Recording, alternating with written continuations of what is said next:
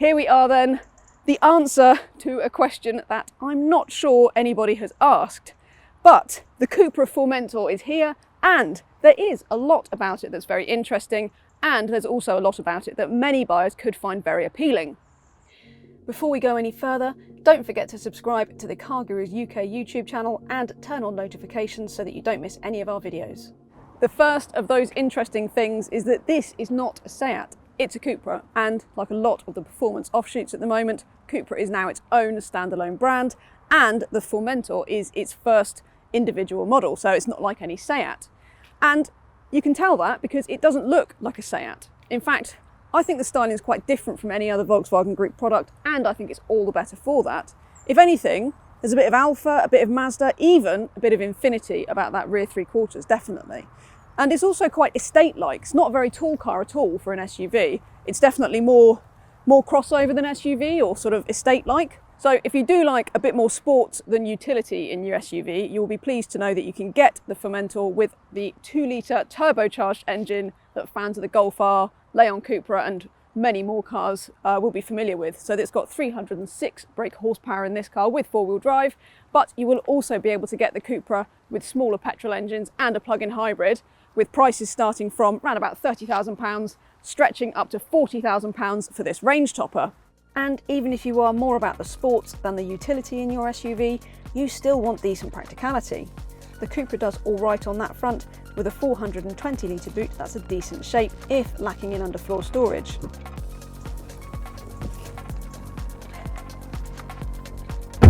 It's not bad back here either, I must say. I've got loads of legroom, even sat behind myself. Headroom's a bit tight, so taller adults might find that a bit restrictive, but otherwise really comfy. You get a nice centre armrest with your cup holders, and I think it'll do nicely for a small family.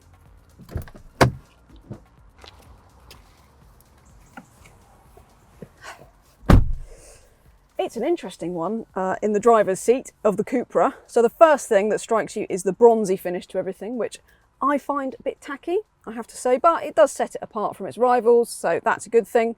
Not only that, but this enormous screen really dominates everything, and it is the focal point of the dash, and it's got everything on there that you would expect. You've got your wireless Apple CarPlay, your Android Auto, your nav, your music, all of that stuff. I just wish it were a bit easier to use. I find it easy to hit the wrong button and you end up in the wrong menu, and because the climate control's in there, it's quite easy to accidentally hit these touch sensitive buttons when you're trying to do something else. So yes, all the functionality you could want, but could be easier to use, definitely. Anyway, on that note, let's go out and see what this is like to drive.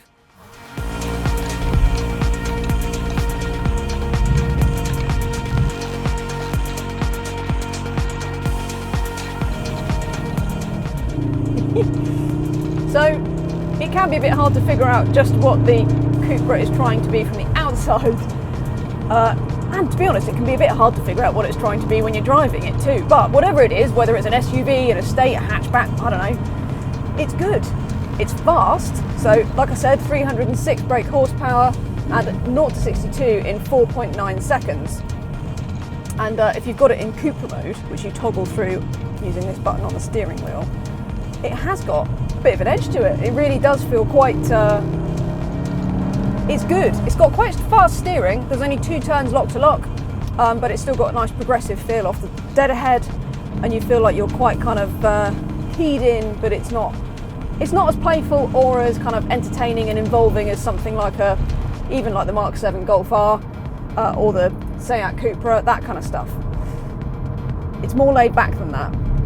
But it's still good fun, and it sounds cool, and it's got a nice sort of natural feel to the way it goes down the road.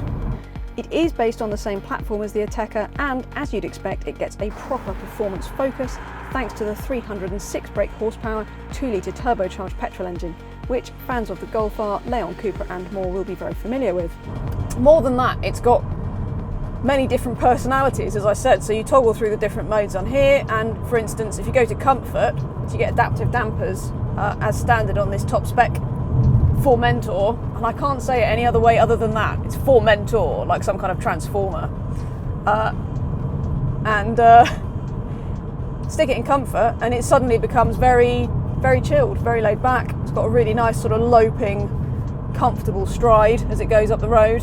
The drive modes in that respect are much more disparate than in most cars, I have to say. There's a definite, distinct difference in the way this goes down the road depending on what mode you're in. And that's not a bad thing. I think the sport mode is a nice mid-level compromise. It sounds good, but it's more comfortable because I find the ride in the Cupra mode a little bit too firm, especially around town. It gets a bit springy and hard. But other than that, it's not bad. And I think the Cupra is just generally quite a nice balance, actually. I wouldn't say it's as fun or as entertaining as something like the Mark 7 Golf R was, or indeed a Mark 8 GTI. But having said that, I think if you're after this sort of coupe SUV, striking looking car that's a bit fun and a bit practical and sort of ticks all those boxes, then this is not a bad shout.